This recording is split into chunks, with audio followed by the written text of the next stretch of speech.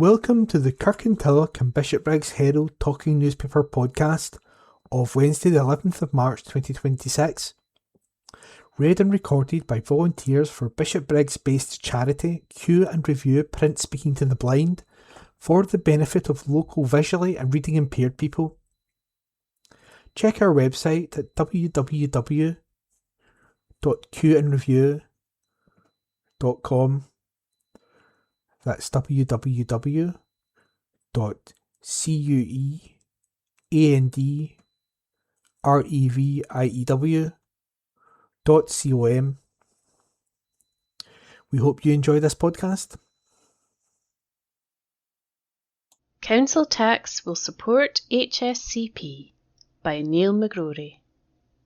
East Dunbartonshire Council has set its budget for 2026-27, imposing a 9.5% increase in council tax, while tenants will pay 4% more for their rent.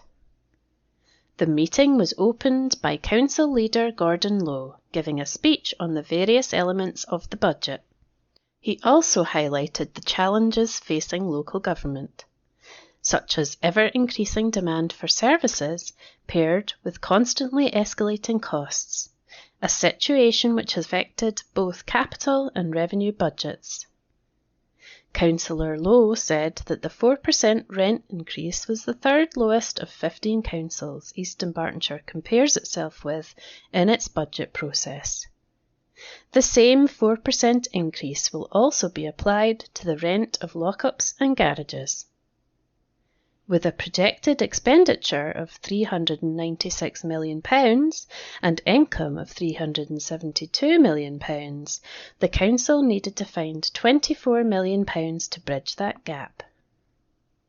Budgetary measures included £5.6 million from efficiencies made across the council and health and social care partnership, £10.6 million savings from operational efficiencies, and £1 million savings from political decisions. However, Councillor Lowe said the Health and Social Care Partnership faced a funding gap of £2.3 million. So, a third of the council tax increase would go directly towards supporting the HSCP and its vital social care services for vulnerable people. Major capital investments for the year include commencing the Westerhill Development Road, redevelopment projects and Bishopbriggs Town Centre, work at the replacement for Balmoody Primary School, refurbishment of Milgai Primary School, initial work towards replacing Westerton Primary School, and £1 million towards several new sports facilities. Council officers will also be engaging with residents to present new build options for Hairstains, Meadowburn, Baljaffrey and St Helens primary schools. Councillor Lowe said he could accept elements of proposed amendments from the Liberal Democrats and Labour groups in relation to increasing road closure and temporary traffic light costs by 100% and retaining the status quo for snack and play. A proposed restructuring of nursery teachers will also not progress at this time. However, he said he could not accept a Liberal Democrat proposal to withhold additional funding for the HSCP, nor support the council providing food waste bags. Councillor Vaughan Moody, Liberal Democrats group leader, tabled an amendment which would have cancelled a planned development in Torrance Main Street, due to the high per-unit cost of the project at £502,000 per one-bedroom flat for 12 flats, saying better value could be found buying properties. That amendment fell with 8 votes to 13.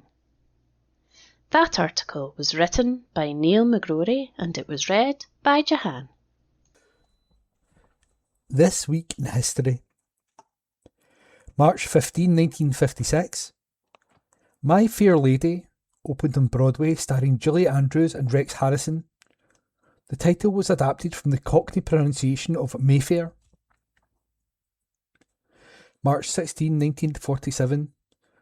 Almost 600,000 acres of farming land were submerged by floodwater on the Fens as the River Ouse overflowed and 1 million sheep died. Storm damage came to more than £20 million. On this day last year, the Vatican released the first photograph of the Pope for more than a month, showing Francis co-celebrating Mass in the hospital chapel. March 17, 1921, the first birth control clinic was set up in London by Dr. Marie Stopes.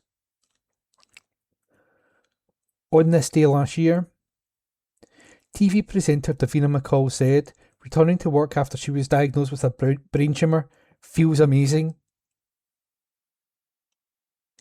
March 18, 1949, the text of the North Atlantic Treaty Organisation, NATO, was made public 2 weeks before its signature in Washington DC by 12 countries, including Canada, Britain, Iceland and the United States.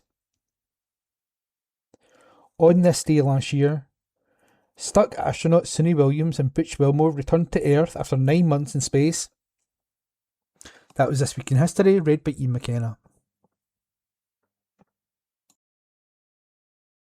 Kirkintilloch and Bishopbriggs Herald for Wednesday, March the 11th, 2026. Red Flags at School Site by Julie Curry, reporter. Readers in Lenzie and Kirkintilloch are being urged to scrutinise the newly launched planning application for the £138 million Lenzie Academy rebuild. East Dunbartonshire Council submitted a planning application for the proposed new school at Whitegates Park in Middlemuir Road on Thursday, February the 26th, and it was validated last Thursday. It seeks permission to erect a secondary school, including road access, landscaping, car parking, sports pitches, recreational areas and associated development. Within hours of it being validated, however, a local Cambrian group said it fears the project is being rushed through on a site previously branded unviable in a 2018 report by environmental consultants Mason Evans. The Whitegates Park Community Group has raised several red flags over what it described as a catalogue of non-disclosures regarding the suitability of the popular parkland. The group's research has uncovered a 2021 internal appraisal that labelled Whitegates unviable for school construction due to severe ground instability and deep peat. Information, it said, was withheld from the public and elected members during the 2022 site selection. Group spokesman Stephen Gardner said, "The council is asking for a blank cheque on a site it already knew was a disaster. In 2021, its own experts said no. Now in 2026, the price tag has spiralled to £138 million, nearly £52 million more than comparable school builds. Is the taxpayer footing the bill for the council's refusing to admit it picked the wrong location?" The group is most concerned about the timing of the application. The council only started a further round of ground investigation surveys earlier this month. Involving 14 boreholes and 36 trial pits, the tests will determine the nature of the primarily hazardous waste buried beneath the park. Stephen said, "How can a planning application be live when they haven't even finished testing the ground? The council is asking for permission to build before it truly knows what toxins it is digging up or how unstable the foundations will be. This isn't just a planning issue, it's a public safety issue." The group describes Whitegates Park as a green lung, connecting Lenzie's nature networks, and argues that the loss of mature trees and wetland habitat cannot be mitigated by a new park miles away. "Whitegates is more than just a field, it's a sanctuary," said Stephen. The council's own reports admit it's a vital connection in the green network. To concrete over it while ignoring its toxic history is an environmental and administrative failure. The community has under 3 weeks to submit their views on the application, TP/ED/26/0104 on the council's planning portal. It has already attracted 53 comments, 47 of them objections. The Whitegates Park Community Group is calling on all residents to make their voices heard. Stephen added, "We want a new Lenzie Academy, but our children deserve a safe site and the community deserves to keep its park. We are calling for an immediate pause until an independent audit of the ground conditions and the project's best value is conducted." Final appeal for the flu campaign. This article was unattributed. NHS Greater Glasgow and Clyde is urging anyone who is eligible for the flu vaccine but has not yet received it to come forward before the winter vaccination campaign draws to a close on March 31st. If you had missed your scheduled appointment, or if the time offer didn't suit, you can attend any of its community drop-in clinics running daily throughout March. No appointment is needed, simply turn up and speak to the team. Dr. John O'Dowd, NHS GDC Interim Public Health Director, said, "Flu can be a serious illness, particularly for those most at risk. While warmer temperatures and lighter days are approaching, the flu virus is still circulating in our communities, and vaccination remains the best protection for eligible groups. We would also encourage people to check in with their loved ones who may be eligible, in case they have missed their appointment or are unsure about attending. If they have any questions, our staff at the drop-in clinics are on hand to help." The flu vaccine helps protect individuals, families, and the wider community, especially those at higher risk of severe illnesses. These include those aged 65 and over, people aged 18 to 64 with an eligible health condition, and those living in a long-stay residential care home. With easy access drop-in clinics, NHS GDC is encouraging everyone eligible to take up the offer. Visit nhsgdc.scot/your-health/seasonal-flu to find a list of community drop-in locations, dates and times. That article was unattributed. Drugs recovery. This article is unattributed. A man has been arrested following the recovery of drugs worth an estimated £385,000 in Twecker. Officers executed a warrant at a property on Monday, March 2nd. Heroin, cocaine and crack cocaine were recovered, as well as specialist equipment. A 41-year-old man has been arrested and charged. He's due to appear in court at a later date, and the report will be submitted to the Procurator Fiscal. Detective Superintendent Stephen Elliott, Specialist Crime Division, said, "This was a significant recovery which highlights our commitment to the Serious and Organised Crime Task Force. Drugs cause misery in our community, and action like this is only possible through the continued support of the public. Information is vital to our work, and we continue to urge people to report any concerns to us." This article was unattributed. It was read by Ian. Joining forces to help children with additional support needs. This article was unattributed. More than 300 teachers and partners across education in East Dunbartonshire came together at Woodland View School in Kirkintilloch to focus on the importance of relationships when supporting children and young people with additional support needs. The area's second ASN showcase, it saw educators enjoy a range of workshops. One of the highlights was an alternative and augmentative communication workshop presented by S6 pupils from Bishopbriggs Academy, St Ninian's High School and Turnbull High School.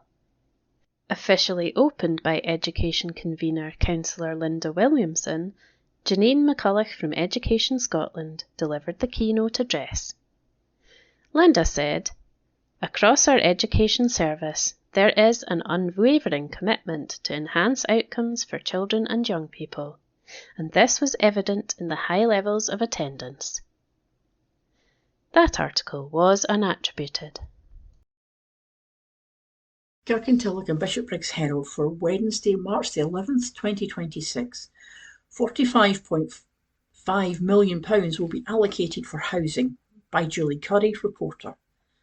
East Dunbartonshire Council has agreed its housing revenue and capital budget for 2026-2027. It will see £9.57 million spent on the existing housing estate, while demonstrating a commitment to increasing the local housing supply.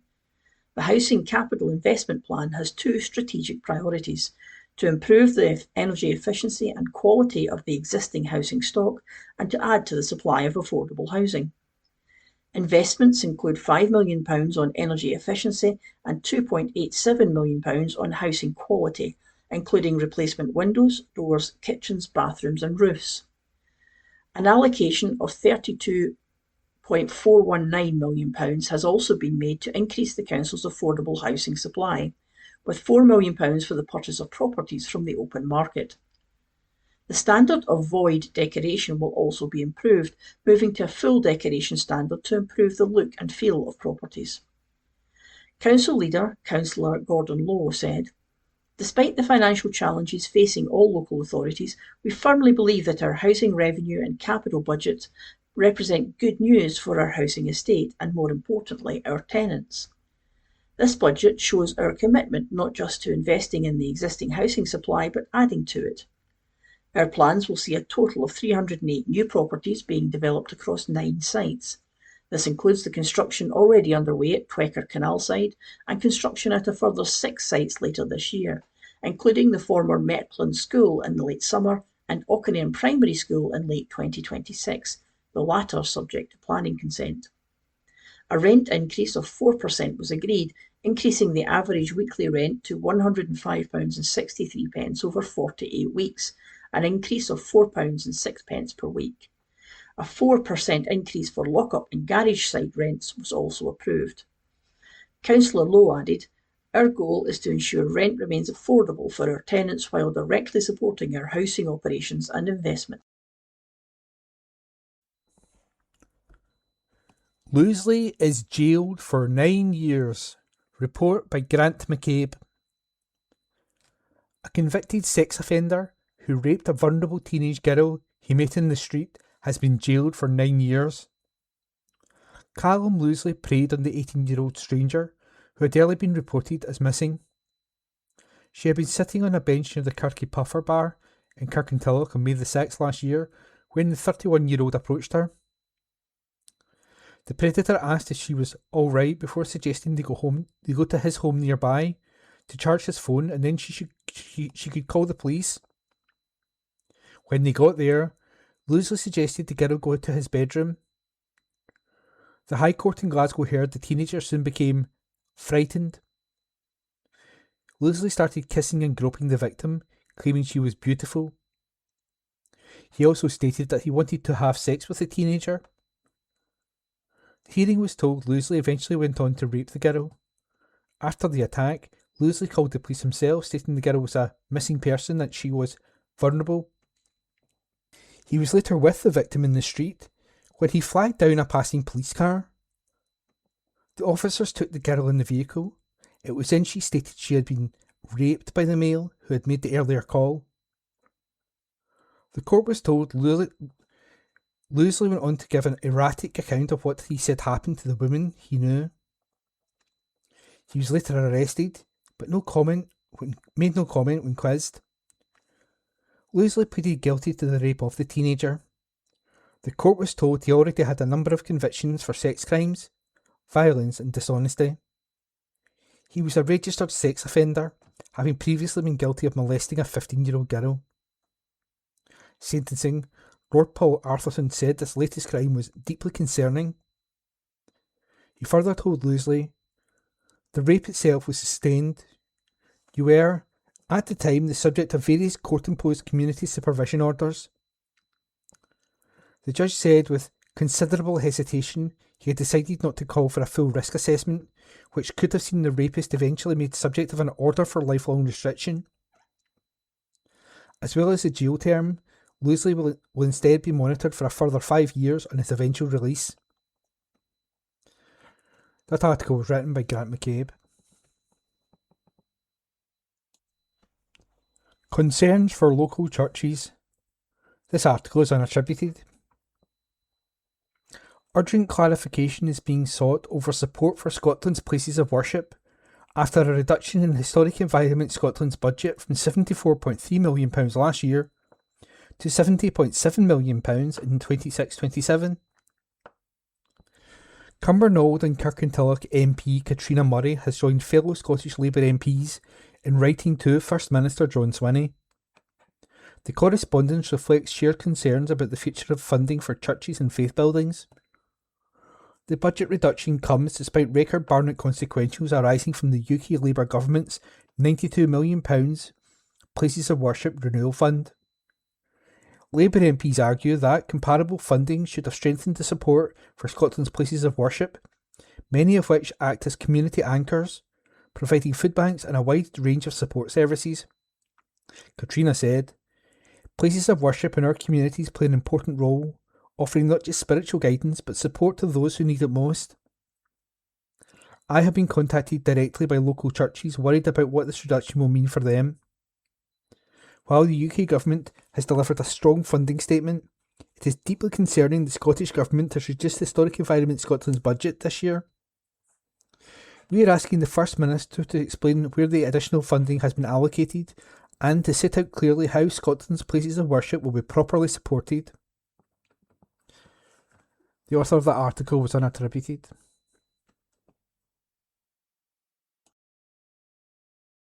Kirkintilloch and Bishopbriggs Herald for Wednesday, March the 11th, 2026. Mapping Out Data Centres by Julie Christie, reporter.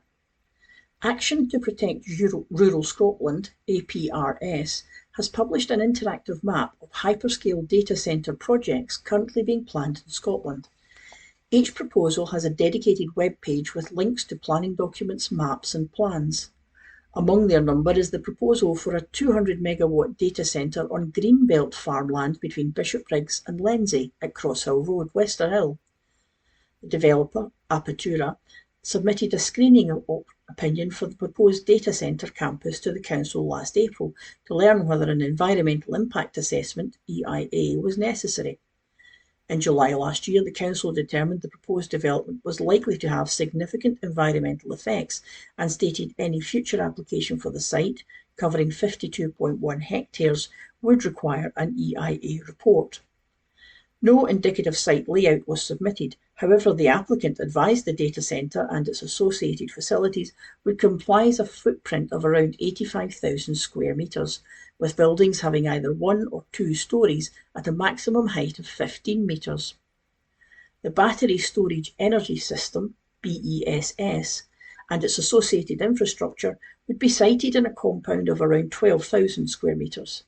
A new electricity substation would be sited in a 5,000 square metre compound with 720 square metres of electricity infrastructure, along with a proposed rooftop solar photovoltaic system. It would be of a substantially greater scale and footprint than any nearby development, located in a primarily agricultural setting in an expansive area of the Greenbelt that separates Bishopbriggs and Lenzie. Neighbouring HMP Lomos is largely screened from the site and from the wider landscape to the north, east and south by landscaping, including bunds. A series of events, both in person and online, are now being organised by Action to Protect Rural Scotland, APRS. Their aim is to bring people together to learn more about data centres. Dr. Kat Jones, ARPS Director, said, "It is vital that we get the information out to help people see the extent of the threat posed to Scotland by hyperscale AI data centres. Our interactive map is an accessible way of finding out where the data centres are and how to get involved. We hope this will prompt people to delve a bit more into how hyperscale data centres could affect Scotland and join local groups protesting centres in their areas.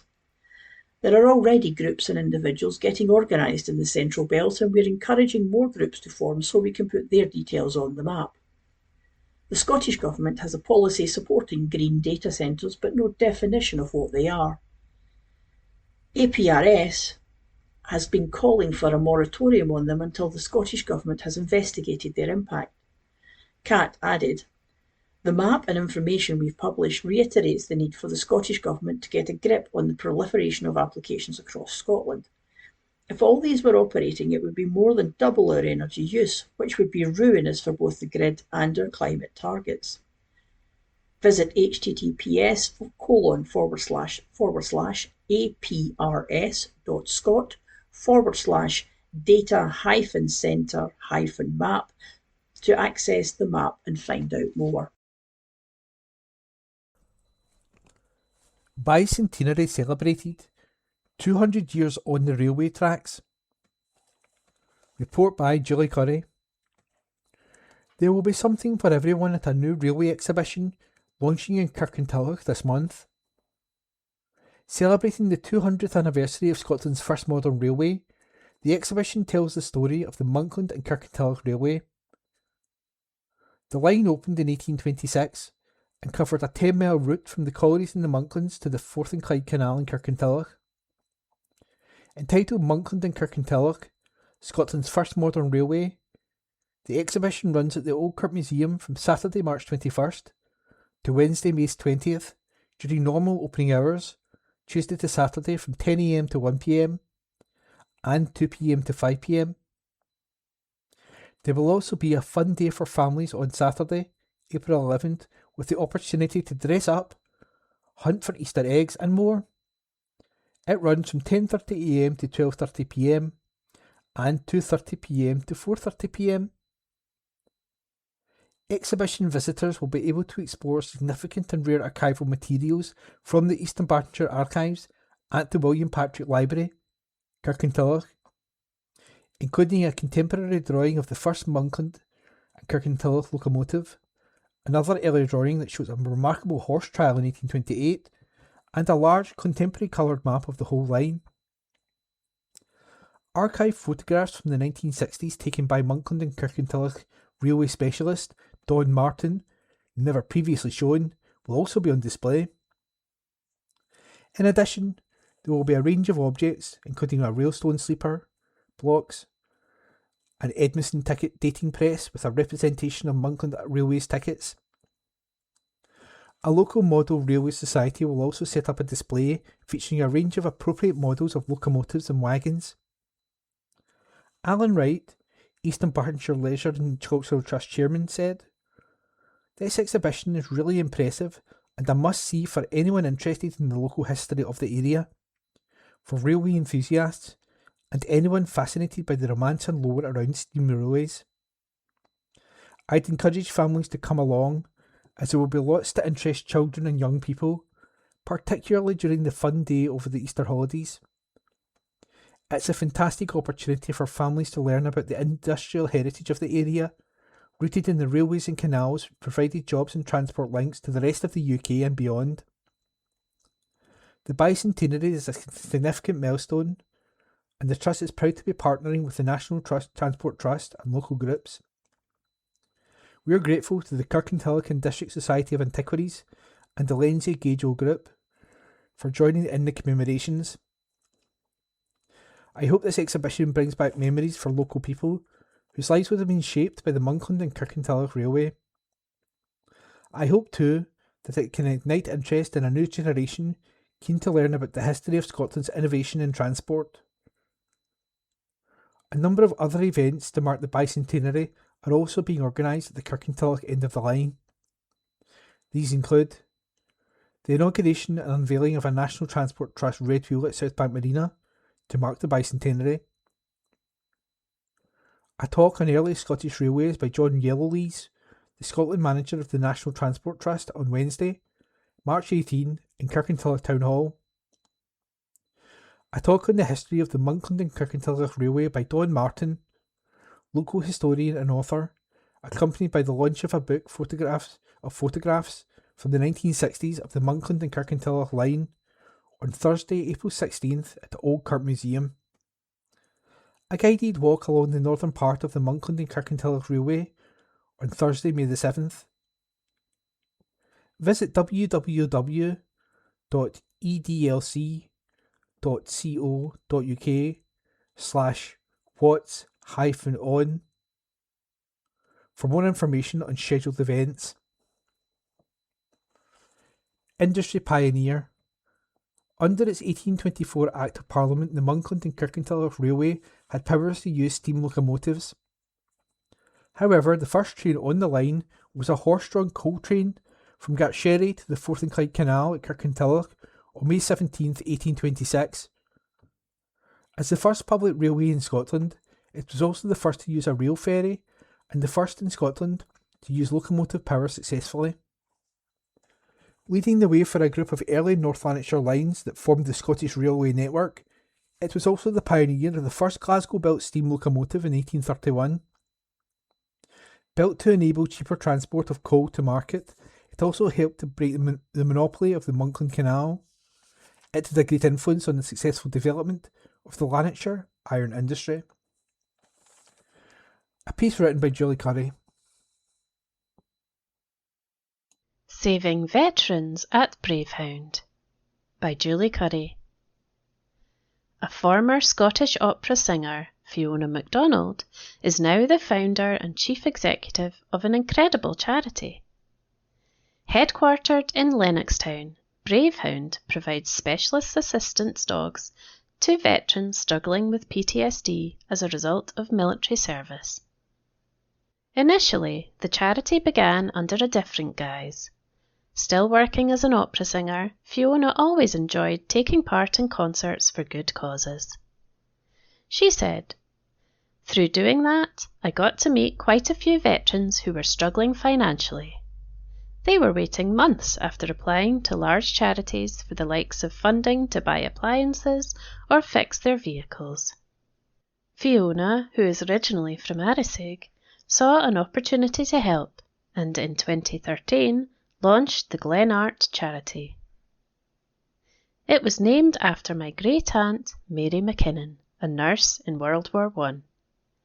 She was working on the hospital ship Glenart Castle, which was sunk by a torpedo in the Bristol Channel on February 26, 1918. Sadly, she was among those who died. The charity, founded to commemorate Mary, supported veterans with small grants, as well as making donations to other veterans' charities, including Combat Stress and the Parachute Regiment Charity. However, inspired by her Scottie dog, Gwyneth, Fiona launched Bravehound in 2016 with the aim of matching dogs with veterans. She explained, "Gwyneth changed my life. No matter how you're feeling, you have to take the dog out, and people talk to you, but their focus is on the dog. I had this brilliant idea that dogs could help veterans, and did some research on Google. I discovered there were organisations in America and Holland already doing it successfully. I was a bit disappointed I wasn't the first to come up with the idea, but it provided evidence that it worked. Armed forces personnel are trained not to ask for help. Some really capable people have ended up homeless and isolated from their families as a result. With a Scottie dog as its mascot, sadly Gwyneth has now passed, but Fiona's current Scottie, Rifleman McCann, has stepped up. The charity is now celebrating its 10th anniversary and has successfully partnered 30 veterans and dogs. The organisation matches dogs with veterans dependent on their needs, creating a partnership described as life-saving.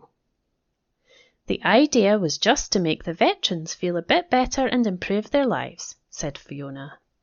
However, it has completely transformed lives, and many veterans have said they would not be here if not for their Bravehound dog. A study done by Napier University came up with the same result. Dogs have a huge impact and the ability to transform and save lives. The impact is on the whole family, not just the veterans.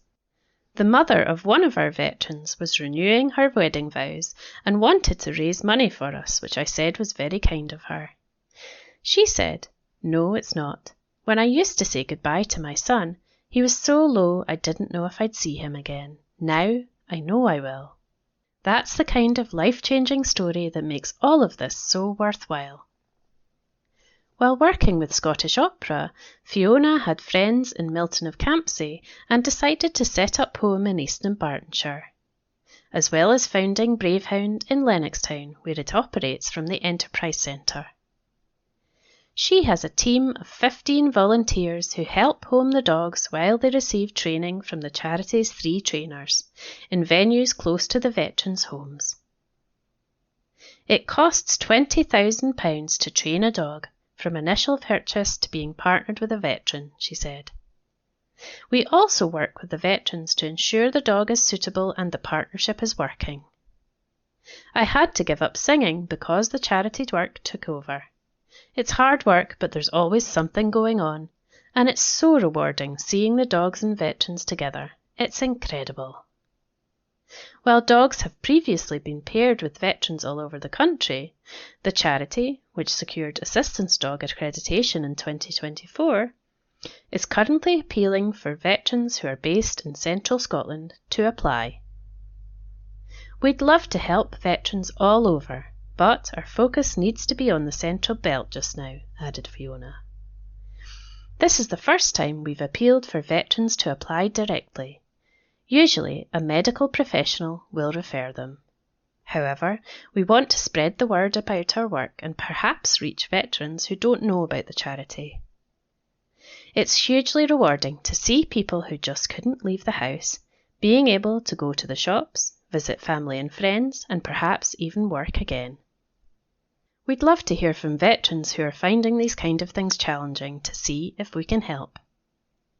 Successful applicants will be matched with an assistance dog and begin to learn how to work with their dogs and vice versa. Visit www.bravehound.co.uk/apply to find out more or to support the charity's life-saving work. That article was written by Julie Curry. Dylan is making a difference. This article was unattributed. Moodiesburn apprentice Dylan Gardner is proving that dedication and skill can make a real difference, both for his career and for North Lanarkshire's housing needs. The 20-year-old joined Persimmon Homes in 2022 and is training in bricklaying at Glasgow Kelvin College while gaining hands-on experience on site. Dylan plays a key role in constructing homes to a 5-star standard, helping ensure families moving in have a safe, high-quality home to start their lives. Having first caught Persimmon's attention for his enthusiasm and focus, he has already made an impact on the company's developments across North Lanarkshire, contributing to efforts to tackle the area's housing crisis. Dylan said, "Working with Persimmon has been an amazing experience. I get to apply what I learn in college every day on site, and it feels great knowing the work I do will become someone's home. I'm proud to be part of a team that's helping tackle North Lanarkshire housing needs while building a career I love." Persimmon Homes is one of Scotland's largest employers of craft construction apprentices, investing in local talent like Dylan. By combining classroom learning with real-world experience, the company helps the next generation of tradespeople gain the skills they need. Talented young apprentices also help the firm deliver high-quality, energy-efficient homes for families across North Lanarkshire and beyond. That article was unattributed. New minibus fleet for our ASN schools. This article is unattributed. A fleet of new minibuses is transporting pupils to and from North Lanarkshire Council's additional support needs schools. The 18 new buses, supplied by Mellor, each provide space for up to 32 passengers or 8 wheelchair users. A number of new features, including an innovative sky view windscreen, curved entrance step and forward position door, ensure the buses provide a safe and inclusive experience for passengers. Councillor Helen Lochran, convener of the Environment and Climate Change Committee, met the team of mechanics who maintained the council's fleet of buses, vans, cars and lorries. She said, "The new minibuses are the latest investment in the council fleet, which is vital in delivering many local services, including school transport, waste and recycling, and health and social care. We have more than 700 vehicles and our dedicated team of mechanics work around the clock to ensure they're all working effectively. The team includes apprentices who are learning on the job and gaining the skills and knowledge for their future careers. Modern apprenticeships help young people build the experience and skills that employers want to see. The council offers a variety of modern apprenticeships, offering paid employment and learning opportunities. To find out more, visit www.northlanarkshire.co.uk.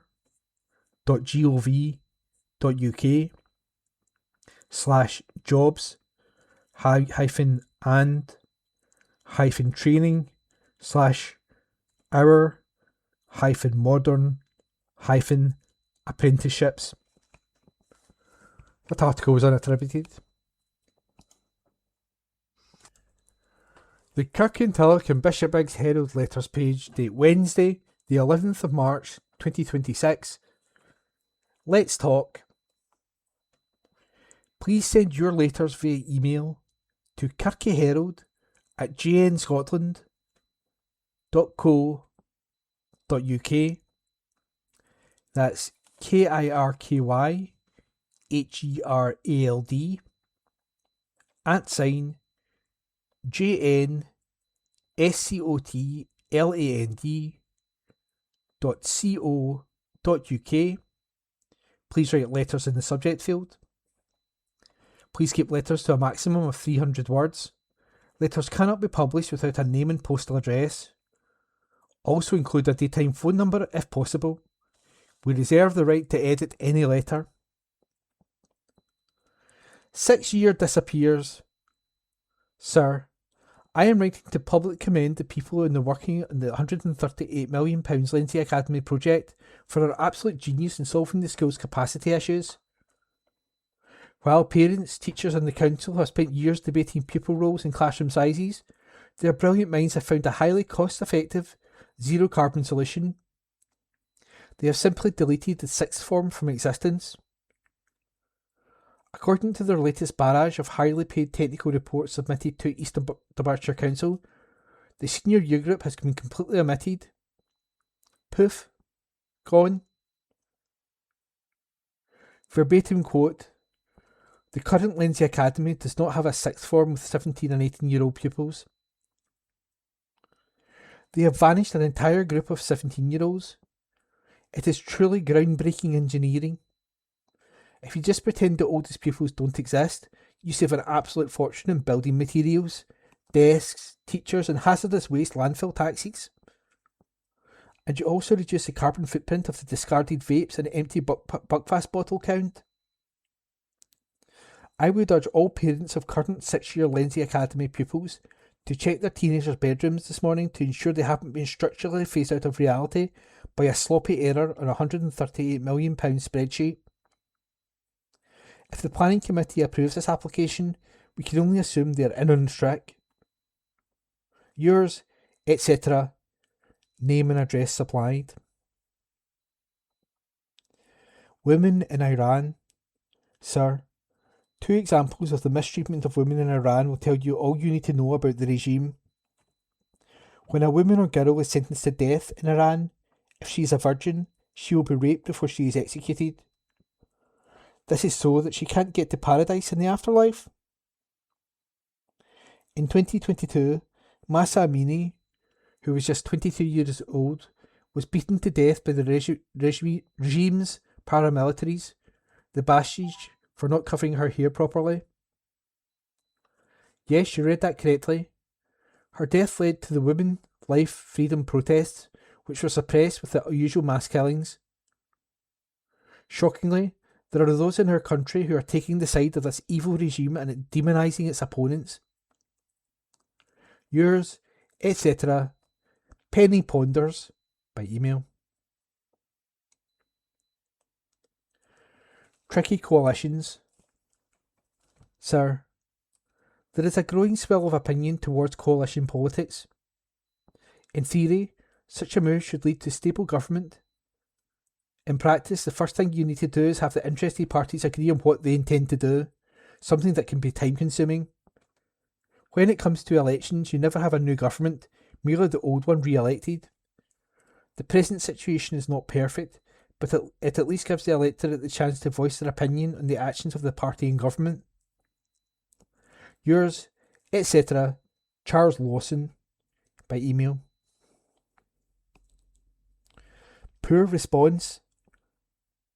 Sir, far be it from me to defend Sir Keir Starmer, who is the backbone of a jellyfish, but for once he had an opportunity to stand up for himself in Great Britain.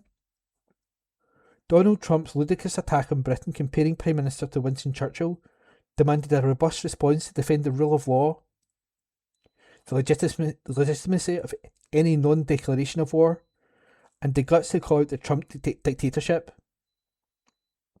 Sadly, no response other than to send a boat to Cyprus if it ever gets service and leaves any time soon. Sad. Yours, etc., David Jordan, by email. Policy to unite. Sir, there's a new political phenomenon sweeping Scotland. Anis Sarwar has told Scottish voters to hold your nose and vote Labour to remove the SNP from power. Apparently, the Hold Your Nose party will target old Labour supporters who shunned the Blairites of New Labour to support the SNP. It may be an absurd policy, but it is at least a policy other than Mr Sarwar's only other policy of just attacking the SNP. At present, a Labour Party that gave us a welfare state and the NHS is effectively two parties under the discredited banner of Blairism. It badly needs a policy old and new Labour supporters can unite over. I would suggest Mr Sarwar forgets the gimmicks and starts to campaign for a fairer tax system, beginning by replacing the unfair council tax with an income-based alternative on a sliding scale. So, those who can well afford to pay much more should, and those who are struggling could pay less. Replacing the unfair council tax is long overdue and is a policy that a badly disunited Labour Party neglects at its peril. Yours, etc., Jack Fraser, by email. Reader's Charter for the Kirkintilloch and Bishopbriggs Herald. This newspaper is built on a tradition of accuracy and fairness, giving you the information you need to understand our world, holding power to account and exposing injustice. Our trusted brand means we are the only place where you can read and participate in honest debates. We are committed to giving a voice to those who struggle to be heard, as well as those whose profession is crafting an argument. Our Reader's Charter spells out our commitment to you. You can read the Charter online at Kirkintilloch at jnscotland.co.uk. That's KIRKYHERALD @JNScotland.co.uk. That was Let's Talk, read by Ian.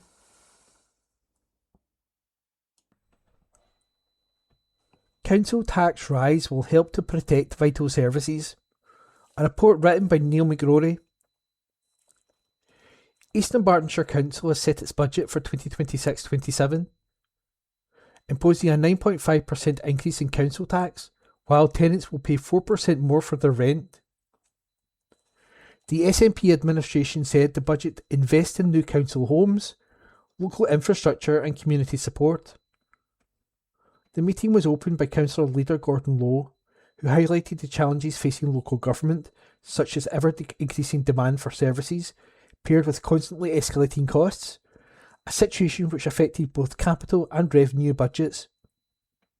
However, he strongly opposed Liberal Democrat plans to withhold a £2.345 million from health and social care services to save 92p per week in council tax for a Band D property. Council Leader Gordon Lowe said, "Protecting frontline health and social care services must remain a priority, while continuing to invest in long-term solutions such as affordable housing, infrastructure renewal, and climate-ready public buildings." The approved budget reflects a balanced approach between responsible financial management and ambitious investment in East Dunbartonshire's future, supporting economic growth, improving living standards, and strengthening the community resilience. The budget includes a housing investment programme supported by nearly £28.7 million in Scottish Government grant funding. This will fund the construction of new council homes and the purchase of additional properties on the open market.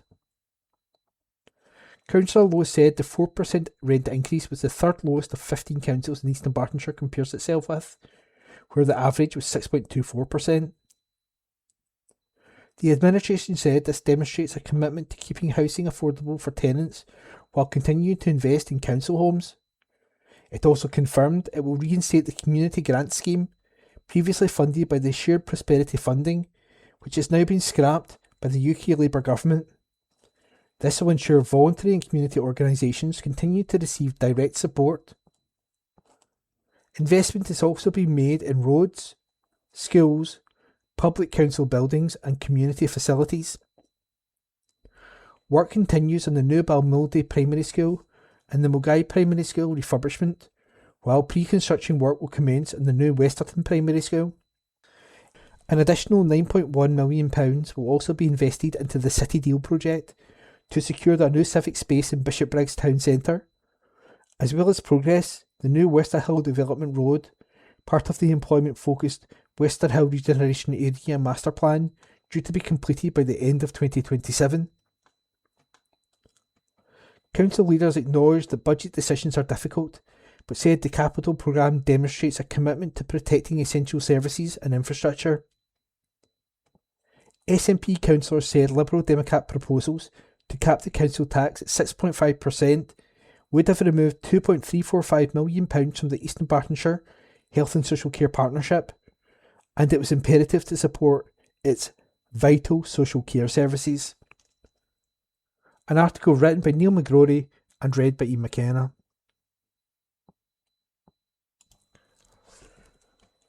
Savings issue is coming home to roost. This article is unattributed. The Liberal Democrat opposition group had its own views on Thursday's budget. As detailed, the SNP/Labour administration voted to impose a council tax rise of 9.5%. On top of last year's 13% hike, the area now has the fifth highest council tax rates in the country. The Liberal Democrat group have proposed some amendments which could have reduced this year's rise to 6.5%, but these were rejected by the administration. Group leader, Bearsden South councillor Vaughan Moody said, "The reason for the council being in such a bad state is the SNP have made no real effort during their 4 years in power to make efficiency savings, and this is now coming home to roost." The Labour UK government's massive increase in employers' national insurance contributions has also had a hugely negative impact, especially as only 60% of the cost has been passed on to councils. The group also hit out at some of the cost-cutting measures, including scrapping free food waste recycling bags. Councillor Moody said, "The cost of the council for the bags is just £32,000 out of a total expenditure of £370 million. The council has seen a steady uptake in food waste recycling, but the decision will put this progress at risk." The SNP Scottish Government continues to insist that local authorities have been given enough funding to keep council tax rises to a reasonable level. However, this is simply not the case, and residents are now, quite literally, paying the price. A Liberal Democrat amendment to increase by 100% the charges paid by utility companies to close off roads was accepted. That article was unattributed, read by Ian. Kirkintilloch and Bishopbriggs Herald for Wednesday the 11th of March 2026. Celebration of a Trailblazing Lady by Julie Curry. Lady Haig's Poppy Factory marked its 100th anniversary on Sunday, aptly coinciding with International Women's Day celebrations. It was founded in the aftermath of the First World War, when Scotland faced the return of more than 100,000 wounded military personnel. Lady Dorothy Haig established the factory to provide meaningful and dignified work for men disabled as a result of their service. Many of these veterans had skills and experience, but their injuries meant they faced significant barriers to re-entering the workforce. The factory offered paid work in a structured, supportive environment, combining income with routine, purpose and community.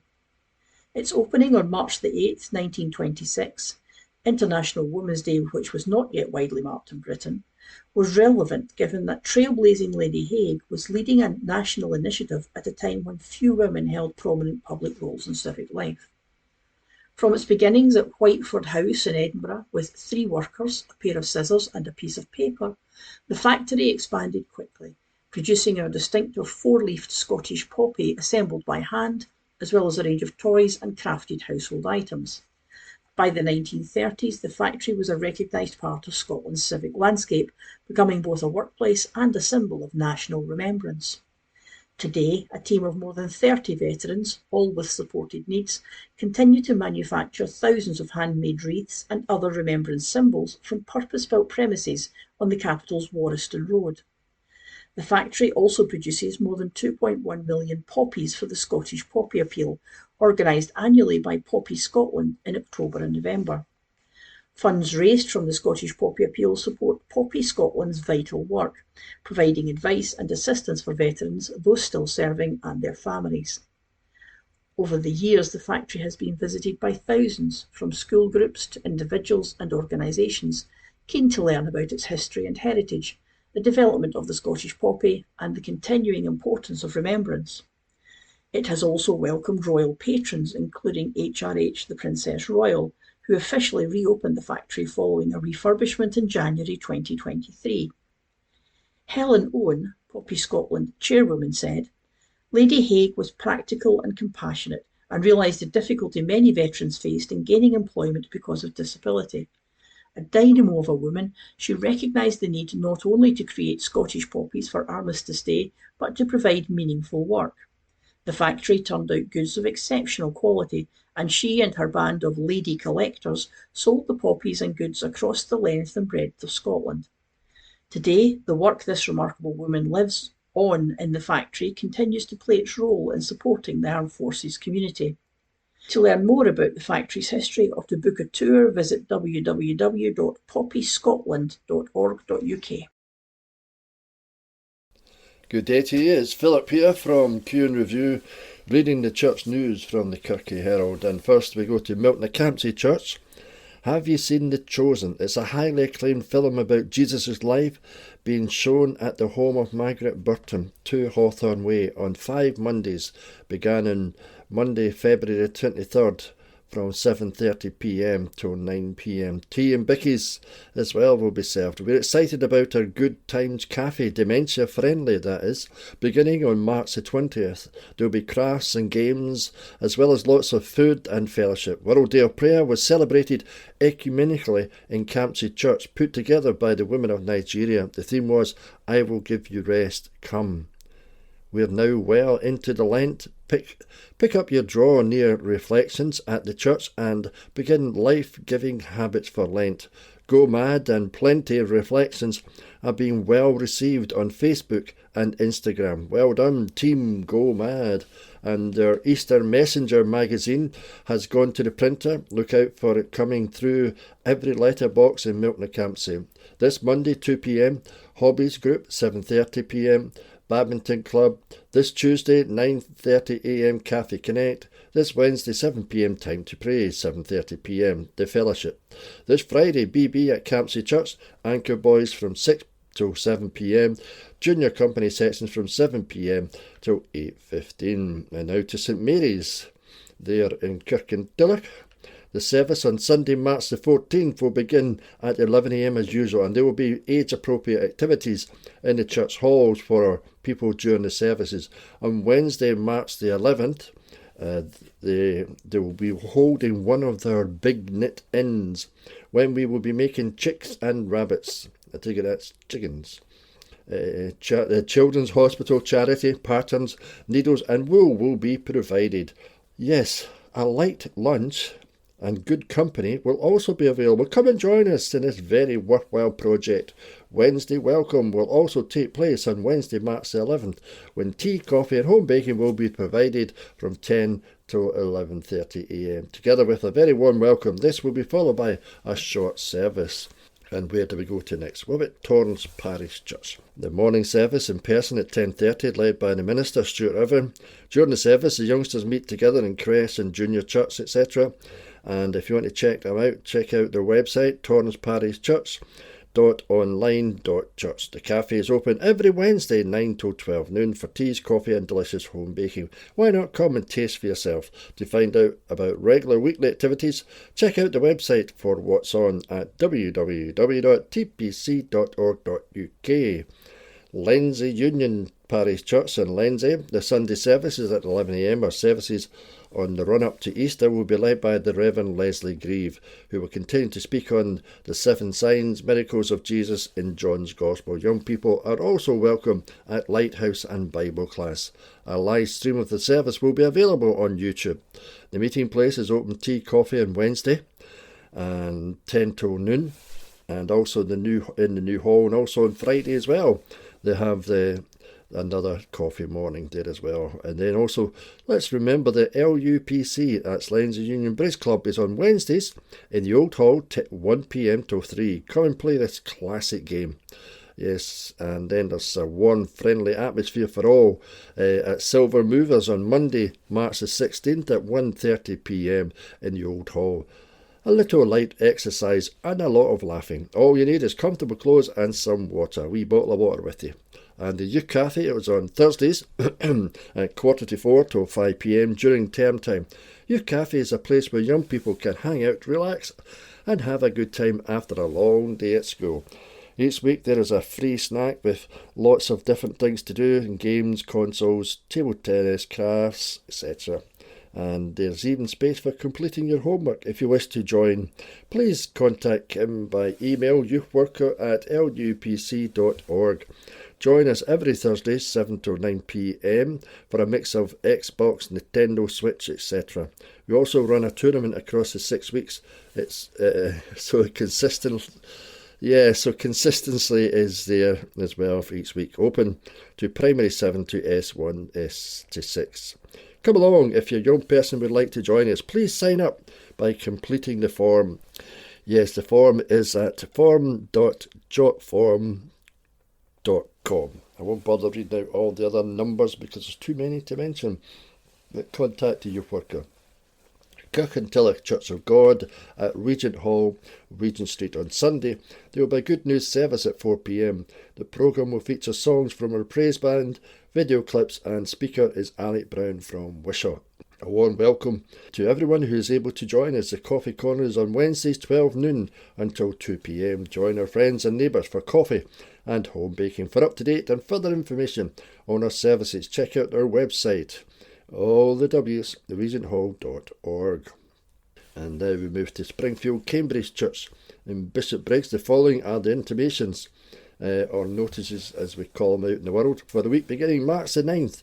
On Sunday, March the 15th, morning worship will be conducted by the Reverend Taylor, assisted by the student minister in the sanctuary at 11 a.m. During the service, we will celebrate the sacrament of adult holy baptism and confirmation with the admission of new member. The Sunday school will meet in room 2. An offering will be taken during the service. Please place your offering in the offering plates as they are passed around the congregation. Morning worship is also being live streamed on our YouTube channel. A link to this can be found on the Springfield Cambridge Church website, all the W's, springfieldcambridge.org.uk, and Facebook page. We're up to date. Events about the church and organisations can be found. Tea and coffee will be available after the church in the Cameron Hall. And there will be a vestry hour on Wednesday, March the 11th at 10 a.m. for anyone who wishes to speak with the minister. And there will be a short midweek service on Wednesday, March the 11th from 11:10 to 11:30, followed by tea and coffee in the hall. The Guild is inviting the congregation to join them in supporting the Eastern Battenshire Food Bank. Just leave your donations there in the cupboard in the cloakroom. A list of items that are requested can also be found there as well. Now we move to St James Church in Bishopbriggs. The rector, Canon Paul Watson, will lead the service on Saturday, March the 14th. Dads and Kids is held from 10:45 till 12 noon. A great chance for dads with young children to get together around some banter, bacon rolls and coffee while the kids play. On Sunday, March the 15th, Mothering Sunday, there will be a Sunday club at 10:30 a.m. The children will be helped to distribute flowers after the 10:30 a.m. service. There's a communion service at 11 a.m. on Thursday, March the 12th in the chapel, and Sunday, March the 15th in the chapel at 9 a.m. and 10:30 a.m. in the church with hymns. All welcome. Do stay for tea, coffee and fellowship afterwards. There's also other virtual services and groups. For up-to-date information, Yes, you guessed it. Check out their website, stjamesbishopbriggs.org.uk, for Facebook, St James Bishopbriggs, etc., etc. Now to Home Church in Kirkintilloch, Lammermuir Road. Faith comes from hearing the message, and the message is heard through the word about Christ, and that's found in Romans 10:17. Home Church Scotland, it has 6 locations across different parts of Scotland, but we're going to read the one here for Kirkintilloch. That's the only one that's relevant. And there's also Home Hub in Kirkintilloch Main Street. Is open for tea and coffee 10 till 4 p.m. Monday, Tuesday and Friday. Sunday services, please note change of times, 9 a.m. and 11 a.m. 7:30 p.m. for the upper room, worship and prayer. Morning worship services are followed by refreshments. All welcome. Also children's church in the same times as the services as well. And Monday, 7:30 p.m. fitness class is free. And 7:30 p.m. also advanced guitar lessons. Tuesday 9:30 a.m. heartbeat service, worship and teaching.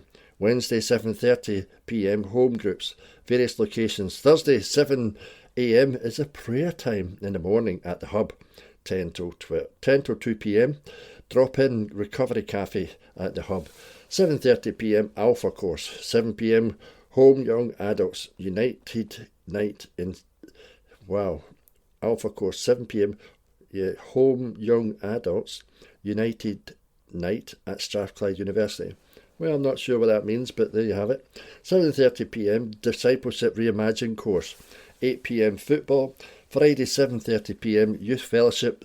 7:30 p.m. again, another prayer meeting. And home radio is available every day. See Facebook, Instagram and Home Church website for further information. And now to Lenzie Old Parish Church, that is. We'll be joining our friends at Lenzie Union for worship on Sunday the 15th of March at 11 a.m. Time Out, the social group for ladies of all ages, is having a games night on March the 17th at 7:45 p.m. in the church hall. The quilt and craft group meet every Wednesday 10 till 12 noon in the session room. Come and sing. The dementia friendly singing group meets in the church hall on Tuesday, March the 17th, 1:15 to 2:45 p.m. A warm welcome awaits you all at these. And yes, let's not forget there's a wee cup of tea. Yeah, please feel free to come and sing. Thursday afternoon club is on Thursday, March the 27th, 2 till 4 p.m. Enjoy tea, coffee and home baking, followed by a game of Scrabble, dominoes, etc. If preferred, you can sit back, and chat and do your own knitting. And there are books for sale and donations go to Women's Aid. Scottish Country Dancing is on every Thursday, 7:30 till 9:30 p.m. Come along for fun, fitness and friendship. You'll be made very welcome. Yeah, sounds good. Fun, friendship and fellowship. I like that. And now to St David's Memorial Park. On Sunday, March the 15th, we welcome the Reverend Dr. Alexander Forsyth to lead our services. Many of you will have fond memories of Sandy and his family being members of our church for many years. Everyone is welcome to remain after the service to meet up, enjoy tea and coffee. Our all-seated short lunchtime service will take place as usual on Tuesday, March the 17th in the small hall at 12 noon. Tea and coffee will be available after the service, and it is hoped that everyone will stay and enjoy a friendly chat. The Guild also meets on Tuesday, March the 17th at 7:30 p.m, when Nadia Whitmore will be speaking about the Brain Trust charity. Visit their website, www.sdmp.church. So there you have it. Wow, that's the church news for this week in this area. If you have any comments, feedback, contact us at Q and Review. We'd love to hear from you, and hopefully you'll manage out to one of the church services in the Eastern Bartonshire area. God bless you. Take care. As published on Wednesday the 11th of March, District News. Holyrood View. Farewell as Rona Mackay MSP retires. By Rona Mackay MSP. The power of apprenticeships to transform young lives, build businesses, grow the workforce and get real returns for the economy should never be underestimated. Last week, Scotland celebrated Scottish Apprenticeship Week, and it is hugely encouraging that 637 young people in Eastern Bartonshire are in training as modern apprentices, with 445 new starts in 2025. I'm delighted the SNP Scottish Government is investing almost £200 million this year to support apprenticeships in Scotland. The high quality, rewarding jobs and carers apprenticeships offer can support young people to reach their potential. This in turn helps to lay the groundwork to reduce child poverty, which is the SNP government's highest priority. It has been a busy month again at Holyrood in my constituency, with the cost of living still weighing heavily on my constituents. The SNP Scottish Government continues to do its very best to support people within the constraints of devolution. Scotland's train tickets are the cheapest in the UK, and that's before we scrapped peak rail fares last year. Added to that, rail fares will also be frozen in April. Free prescriptions, Scottish child payment, a national fuel poverty scheme which has now helped more than 50,000 households with energy bills, and record investment to cut NHS waiting times, to name a few. The SNP always has the best interest of Scottish people at heart. As this is my last column before standing down as an MSP, I would like to say a huge thank you for all of your support. I hope I have demonstrated over the last 10 years that my hard-working office team and I have had the best interest of this wonderful constituency of Strathgelvin and Bearsden at heart too. I am delighted to be handing over the baton to SNP candidate Dennis Johnson, who I know will be a hard-working and caring MSP, who will do his utmost to represent your best interests in the Scottish Parliament. Meantime, my team and I are still at hand to provide assistance on 0141 776 1561 or ronamackay.msp@parliament.scot. That's RONA.MACKAY.MSP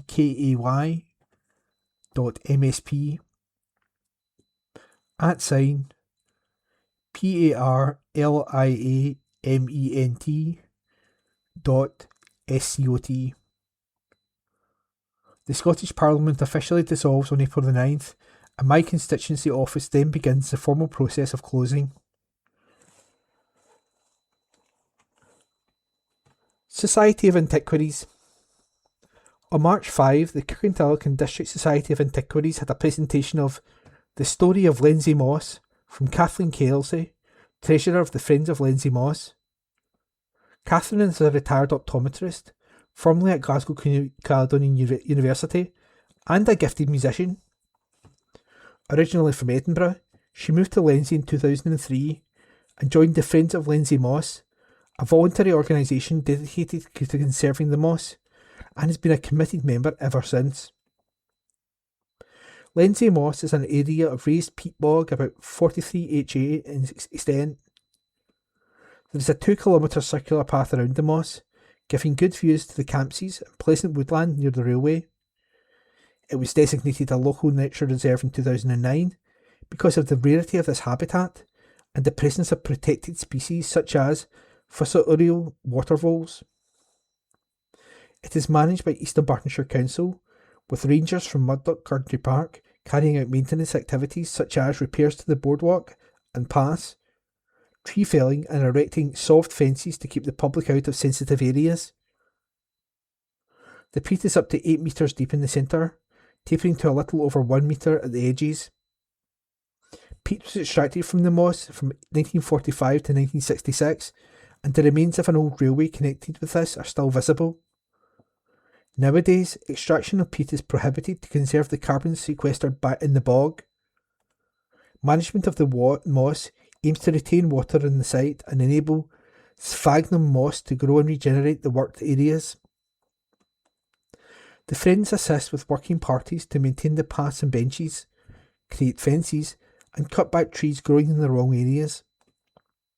They undertake fundraising and take parties of primary school children round the moss, fostering a love of nature and of the moss for future generations. Lindsay Moss is a precious slice of nature in an increasingly built up landscape, and it is important for all of us to help protect it. Catherine's enthusiastic presentation was greatly appreciated by the large audience. Horticultural Society. In February, Members of the Society again held their well-attended annual dinner at the Broadcroft Hotel. A generous raffle added to the evening's enjoyment. The next meeting takes place in the Enterprise House on Thursday, March 19th, from 7:30pm to 9:30pm, when the speaker will be Frank Fraser, who will talk about dahlias. Frank, who lives in Milton of Campsie and has a long-held passion for growing dahlias, is an experienced judge, accredited as such by the UK's National Dahlia Society. In 2024, he was awarded the Society's Silver Medal in recognition for his work promoting the Society and interest in dahlias more generally. There will also be an informal spring show where members are encouraged to enter for the following classes: 1.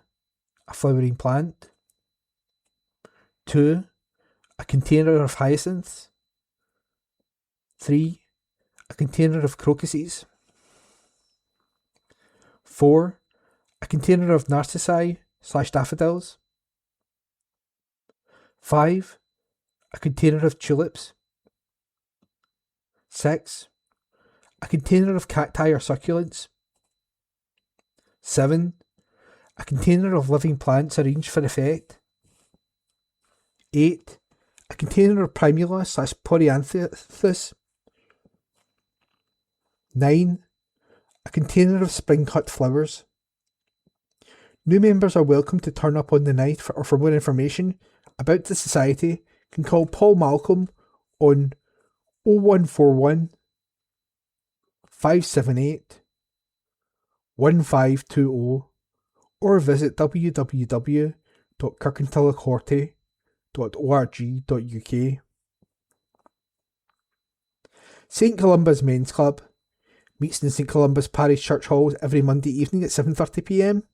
Just turn up on a Monday.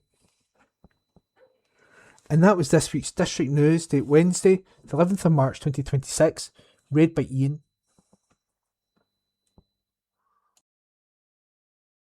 Kirkintilloch and Bishopbriggs Herald for Wednesday, March the 11th, 2026. Amy has pledged future to City by Brian Yule. Glasgow City midfielder Amy Anderson has signed a new 2-year contract which will keep her at the club until the summer of 2028. The 28-year-old came through the youth ranks at City, making one senior appearance before departing for Hamilton Accies. Anderson was named SWPL 2 Player of the Year in 2019 as the Lanarkshire club claimed the league title. A move to Motherwell followed in 2021, enjoying 3 successful seasons with her hometown club before making her return to City. Anderson would sign her first professional football contract when she rejoined in July 2024. She has now made 38 senior appearances while scoring 6 goals to date. Her first goal for the club came against Athlone Town at Petershill Park during the UEFA Europa Cup run earlier this season. Upon extending her stay, Anderson said, "I'm over the moon. I'm really happy to be here for a further 2 years. After being involved as much as I have this season, it just makes me more eager and more hungry for bringing success." City currently sit 5 points clear of both Rangers and Celtic at the top of the SWPL 1 table, having gone unbeaten across all 18 games played. They return to action following the international break this Sunday for their first post-split fixture at home to Partick Thistle. Unfortunately, it looks like City will be without forward Nicole Kozlova for the rest of the season. The prolific 25-year-old, who has scored 9 goals in 18 league games this term, tore her anterior cruciate ligament (ACL) while representing Ukraine. Kozlova started the World Cup qualifier against England but had to be carried off on a stretcher after just 9 minutes.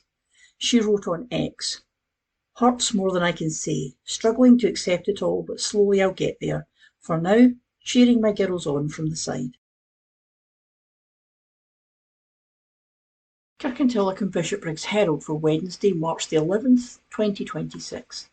Glasgow going all in for the schools baton relay.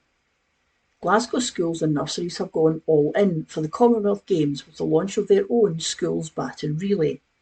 This is a citywide celebration uniting 330 nurseries and schools, giving 70,000 children and young people the chance to see and hold a baton. Delivering on behalf of Glasgow 2026 by Glasgow City Council, The school's baton relay is a flagship part of the game's all-in programme.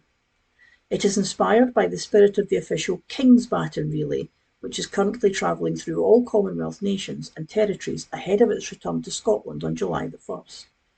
The school's baton relay is made up of 34 handcrafted batons designed and produced by Galgale's Tim Norman, using the same Pollock Park ash tree used to make the King's batons. At the City Chambers, pupils created a moment of pageantry and pride during the school's baton relay opening ceremony, as 74 young flag bearers paraded the colours of every Commonwealth nation and territory through the banqueting hall. Phil Batty, Chief Executive of Glasgow 2026, said, "The school's baton relay is an incredible programme of activity which gives Glasgow's children and young people the opportunity to bring the games to life in their own creative way. The programme encourages young people to explore and learn about the Commonwealth, while also increasing participation in sport and culture, and championing the benefits and importance of community." Kirkintilloch and Bishopbriggs Herald for Wednesday the 11th of March 2026. Home loss to the fore for Hill by Paul McCabe.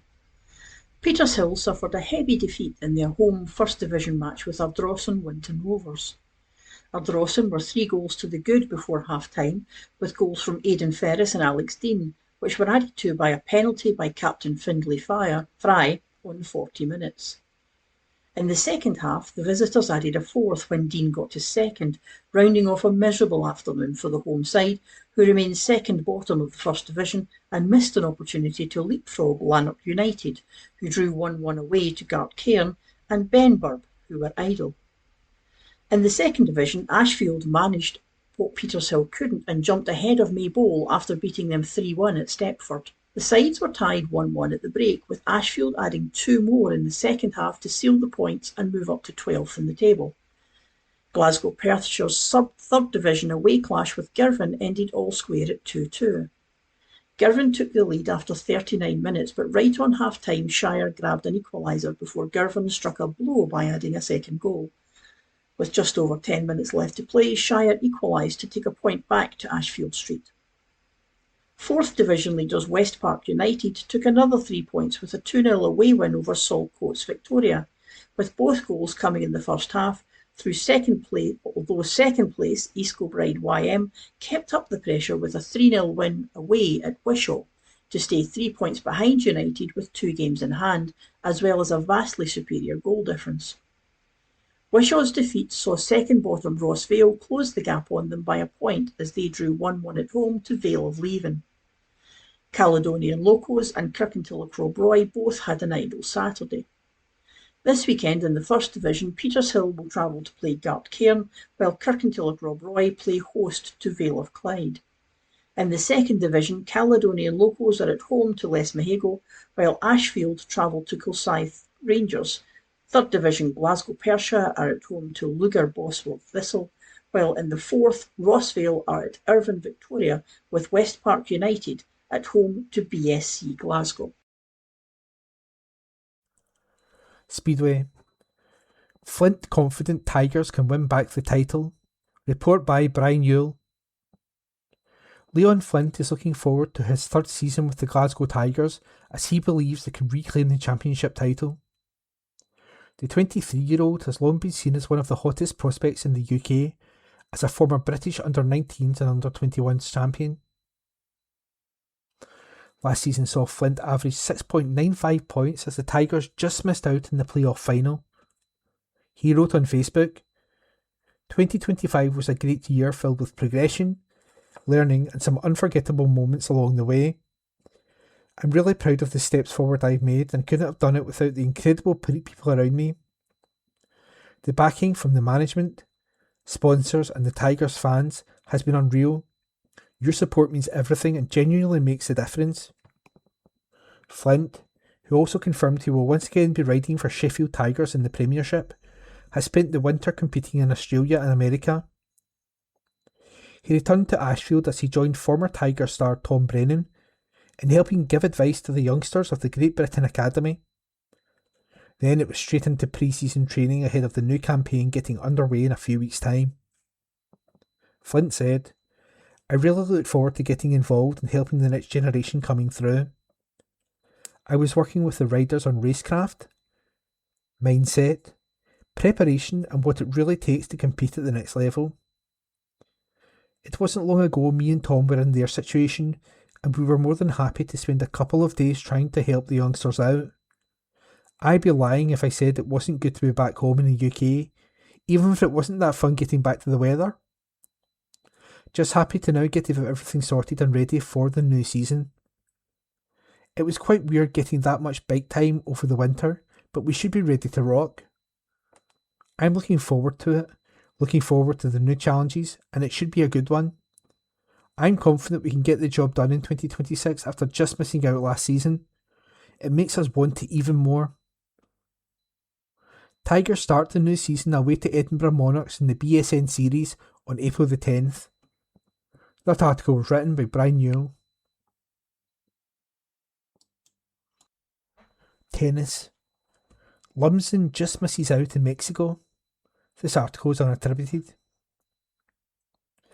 Lindsay tennis player Maya Lumsden narrowly missed out on the biggest title of her career at the WTA 500 Merida Open. The 28-year-old arrived in Mexico on the back of winning the ITF 100 Fujiraya in the UAE with fellow British player Harriet Dart in January. They swept through the draw without losing a set before a 6-1 6-love victory over Isabel Haverlag from the Netherlands and Elena Pradikina from Russia in the final. Merida would see Lumsden join forces with Haverlag once again, having won the Scottish National Open Doubles Championships in December together. The duo showed their obvious chemistry as they reached the final without dropping a set. They got their campaign underway with a 6-3, 6-2 victory over the pairing of Renata Zarazua and Marian Gomez Pizuela Cano, who were playing on home soil. Next up was Quinn Gleeson from the USA and Maglai Kempin from Belgium, who they saw off 6-4, 6-4 in the quarter-finals.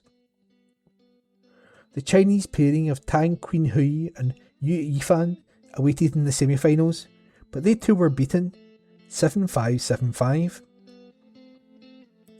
This set up a meeting with Cristina Buxa of Spain and Jing Jingtou from China, with the trophy on the line.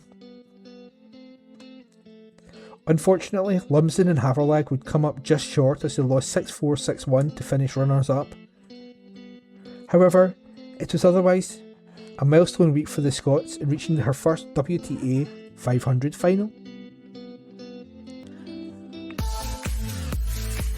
That's the end of this week's Kirkintilloch and Bishopbriggs Herald podcast.